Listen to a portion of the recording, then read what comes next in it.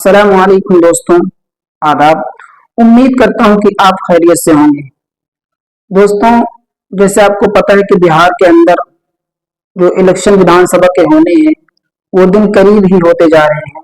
एक एक दिन चुनाव के करीब ही होते जा रहे हैं, तो सभी पार्टियां बहुत ही जोरों शोर के साथ कैंपेन कर रही हैं और अपने आप को मजबूती के साथ देखना चाहती हैं बिहार के अंदर। तो दोस्तों, इसी बीच एक सांसद है, राज्यसभा सांसद, मशहूर शायर, जिनको लोग इमरान प्रतापगढ़ी के नाम से जानते हैं। तो दोस्तों, वो बहुत ही शेर शायरी से अपनी दुनिया को आगे बढ़ाते हैं। कुछ दिनों बाद कांग्रेस पार्टी की सदस्यता लेते हैं, उसके बाद राज्यसभा सांसद बन जाते हैं और वो बड़ी ही जोरों शोर के साथ बिहार के अंदर वो प्रचार कर रहे हैं। उन्हें एक पद दिया गया है कि आप बिहार के अंदर विधानसभा में जाइए और उसके बाद सभी कैंडिडेट का तौल कीजिए, सभी कैंडिडेट का माहौल देखिए, कौन कैंडिडेट लड़ने के लायक है, उसके हिसाब से उस कैंडिडेट को टिकट दिया जाएगा। इसी बीच बिहार के दरभंगा विधानसभा में वो जाते हैं और उसके बाद कुछ रिपोर्टर साहब हमारे पहुंच जाते हैं, जो सवाल करते हैं कि इमरान साहब, आखिर आप क्यों असदुद्दीन ओवैसी साहब को गठबंधन में क्यों नहीं लेते, उनका साथ क्यों नहीं ले लेते गठबंधन में। तो इमरान प्रतापगढ़ी साहब का क्या जवाब रहता है? क्या वो एनडीए के गठबंधन से बाहर आ गए? क्या वो बीजेपी के गठबंधन से बाहर आ गए? क्या वो बी टीम वाला काम करना छोड़ दिए? उनका ये सवाल, उनका ये जवाब समझिए, सवाल समझिए, उन्होंने ये अल्फाज निकाला। इमरान प्रतापगढ़ी, आप भूल रहे हैं, जहां से आपने नाम कमाया है, जहां जहां से अपने आप को बुलंदियों तक पहुंचाया है, अकबरुद्दीन ओवैसी और असदुद्दीन ओवैसी साहब का नाम लेकर ही आप बुलंदियों पर गए हैं। आप क्या समझ रहे हैं, राज्यसभा का सांसद हैं आप और कांग्रेस पार्टी ज्वाइन कर लिए? क्या कांग्रेस पार्टी सेकुलर हो गई? आपको सब पार्टियां बीजेपी की बी टीम लगने लगी। मैं खुला चैलेंज देता हूं, अगर आप इलेक्शन लड़ जाएंगे शायद आपको जीतना मुश्किल हो जाएगा, आपकी जमानत जब्त हो जाएगी। असदुद्दीन ओवैसी साहब से मुकाबला मत कीजिए, उनके मुकाबले के लायक आप नहीं है। मैं चैलेंज देता हूं पूरे कांग्रेस पार्टी के नेताओं को, पूरे सांसद जितने हैं आपके, जितने भी आपके नेता विधायक होंगे, सांसद होंगे, राहुल गांधी से लेकर छोटे छोटे पद पर जितने होंगे, सभी लोग एक तरफ बैठ जाओ। हमारा कायद, हमारा गुरूर, हमारा सदर एक तरफ बैठ जाएगा और यकीन है मुझे कि आप जूतियां उठाकर भागोगे, 10 मिनट के अंदर जवाब नहीं दे पाओगे। जो सेकुलरिज्म का ढोंग बनाते हो, सेकुलरिज्म की बातें करते हो आप लोग, मेरा खुला चैलेंज है इमरान प्रतापगढ़ी साहब से।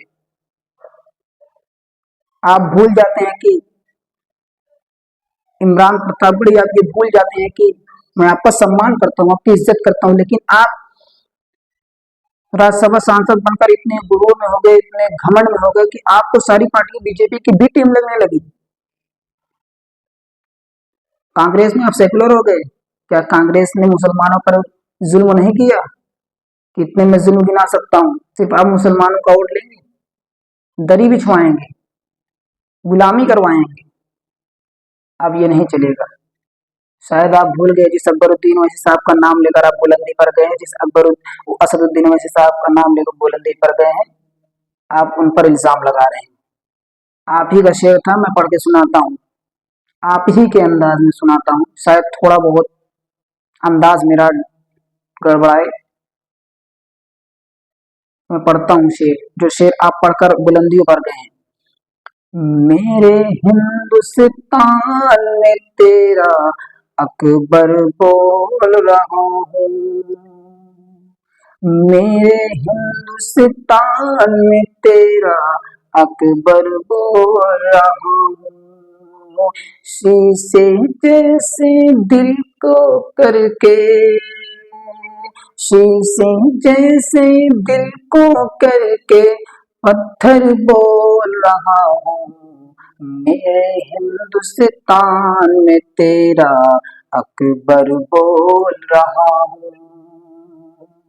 यही शेर था जब आप पढ़े थे, बुलंदियों पर गए थे, चर्चे में आए थे, आपका माहौल बना था, आपको लोग और जानने लगे और जुड़ने लगे। किसके नाम पे? आपके नाम पे नहीं, अकबरुद्दीन ओवैसी साहब के नाम पे। जब असदुद्दीन ओवैसी साहब ने बिल फाड़ा था, तब भी आपने शेर पढ़ा था, उस टाइम भी लोग आपसे जुड़ने लगे। हाँ, मैं जानता हूँ कि आपको जानते थे लोग शायरी की वजह से, लेकिन इतनी इज्जत, इतने पॉपुलर आप नहीं हुए थे, इतने फेमस आप नहीं हुए थे जितना असदुद्दीन ओवैसी साहब, अकबरुद्दीन ओवैसी साहब का नाम लेकर आप बुलंदियों पर गए। आज उन्हीं पर बीजेपी का बी टीम लगाते हैं, इल्जाम लगाते हैं, उन्हीं पर बीजेपी का बी टीम है वो। कांग्रेस में जितने भी नेता हैं, मैं मुस्लिम के लिए उन्हें खैर ख्वाह नहीं मानता।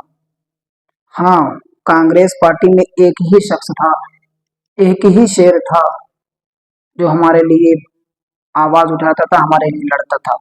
उसका नाम मौलाना अब्दुल कलाम आजाद रहमतुल्लाह अलैह। उसके बाद कांग्रेस पार्टी में कोई ऐसा नेता नहीं आया जो हमारे हक की बात करे, हमारे इत्तेहाद की बात करे।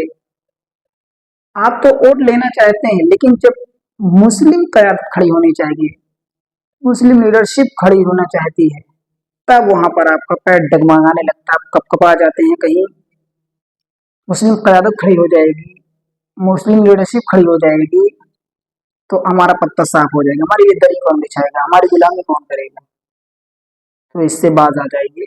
अब ऐसा कुछ नहीं होने वाला है। बिहार की जनता समझ चुकी है, कांग्रेस पार्टी को भी देख चुकी है, आरजेडी को भी देख चुकी है, नीतीश कुमार को भी देख चुकी है, सबको देख चुकी है। अब बारी है एआईएमआईएम की। एक शेर कहूंगा, बुज़दिल को खुददार कहा जाता है अब, बुज़दिल को खुददार कहा जाता है अब, जूती को दस्तार कहा जाता है अब। बुज़दिल को खुददार कहा जाता है अब, जूती को दस्तार कहा जाता है अब। जितने भी गुलाम हैं कांग्रेस पार्टी के, जितने भी गुलाम हैं कांग्रेस पार्टी के, उनको इज्जतदार कहा जाता है अब, उनको इज्जतदार कहा जाता है अब। तो दोस्तों, बिहार की जनता से मुझे उम्मीद है कि बिहार की जनता एकजुट होकर एआईएमआईएम को वोट करेगी और अपनी आवाज को विधानसभा तक पहुंचाएगी, ताकि हक की लड़ाई लड़ सके एआईएमआईएम। इमरान प्रतापगढ़ी साहब, मैं आपसे अपील करूंगा, आप इलेक्शन लड़िए, आप कांग्रेस पार्टी में कयामत तक रहिए, आप कांग्रेस पार्टी का झंडा उठाइए, आप कांग्रेस पार्टी के लिए कुर्सी लगाइए, दरी बिछाइए, जो भी करिए, हमसे उससे लेना देना नहीं है। लेकिन आपसे मेरी अपील है, आपसे मेरी गुजारिश है, बड़े अदब व एहतराम के साथ गुजारिश है कि आप असदुद्दीन ओवैसी साहब पर इल्जाम मत लगाइए, अकबरुद्दीन ओवैसी साहब पर इल्जाम मत लगाइए, ऑल इंडिया मजलिस इत्तेहादुल मुस्लिमीन पर इल्जाम मत लगाइए। क्योंकि मैं जो कहूंगा, मैं जो बात खोल दूंगा कांग्रेस पार्टी की, शायद वो आपको भी नहीं मालूम होगी। जिस कांग्रेस पार्टी में आप गए हैं, जितना जुल्म उसने किया है, जितनी ज्यादती उसने की है मुसलमानों पर, सत्ता होने के बाद उसको मैं बयां नहीं कर सकता। मेरे दिल से ये बात, मेरी जुबान से ये बात कही नहीं जाएगी। तो इसीलिए मैं आपसे अदब व एहतराम के साथ अपील करता हूँ कि आप इलेक्शन लड़िए बिहार के अंदर, लेकिन किसी का ठेका मत लीजिए कहने का कि बीजेपी की बी टीम ये पार्टी है, ये पार्टी, ये पार्टी है। सेकुलर आप भी हैं, सेकुलर हम भी हैं, मतलब लोकतंत्र देश है। आप भी इलेक्शन लड़िए, हम भी लड़ते हैं, जनता फैसला करेगी। आप किसको फैसला करके बताएंगे? आप फैसला नहीं करेंगे, जनता फैसला करेगी। जनता जिसको फैसला करेगी वो जाएगा विधानसभा में, और जनता जिसको ना करेगी वो 5 साल के लिए दरी बिछाएगा, गुलामी करेगा। तो इमरान प्रतापगढ़ी साहब, मैं आपसे फिर से अपील करता हूं कि आप अपने झंडे, अपने डंडे को लेकर टहलिए, लेकिन मजलिस इत्तेहादुल मुस्लिमीन पर इल्जाम मत लगाइए। आपकी पार्टी भी दूध की धुली नहीं हुई है। मैं कहना चाहता हूं कि जिनके घर खुद कांच के हों, वो दूसरों के घरों पर पत्थर नहीं मारा करते। तो इसलिए आपसे गुजारिश है कि आप भी इलेक्शन लड़िए, हम भी लड़ते हैं, मुकाबला मैदान में करिए, जुबान से क्या, अगर जुबान से करना हो तो वक्त हो और मकाम जगह तय कर लीजिए। आपके पूरा नेता होंगे, आपके पूरा सांसद होंगे, हमारा शेर सिर्फ एक ही रहेगा, बैरिस्टर असदुद्दीन ओवैसी साहब। वो भी हो सकता है, मैदान का मुकाबला मैदान में हो सकता है, जुबान का मुकाबला जुबान से भी हो सकता है। इसलिए कोई बात नहीं, आप भी इलेक्शन लड़िए, हम भी लड़ते हैं, देखते हैं जनता किसको चाहती है। तो ज्यादा से ज्यादा इस वीडियो को शेयर कीजिए बिहार के अंदर, और इस वीडियो को, इस पैगाम को पहुंचाइए, ताकि लोगों को पता चले हक की और मजलूमों की, हर बिरादरी हर धर्म की लड़ाई, हर लोगों की लड़ाई कौन लड़ रही है, कौन पार्टी लड़ रही है। इस तरीके से अख्तरुल इमान साहब ने दलितों की आवाज, राजपूतों की आवाज, ब्राह्मणों की आवाज विधानसभा में उठाते हैं, चाहे जिस पर जुल्म होता है। उसी तरीके से मुझे यकीन है कि सभी जाति सभी धर्म के लोग एआईएमआईएम का साथ देंगे, और उसके बाद एआईएमआईएम का पर्चा बुलंद होगा, विधानसभा में जाएंगे, और हर एक विधायक जुल्म के खिलाफ लड़ेगा और हक की बात करेगा और जनता की बात करेगा। फिर मिलते हैं किसी नेक्स्ट वीडियो में, तब तक के लिए बने रहे हमारे चैनल में। अस्सलाम वालेकुम, आदाब।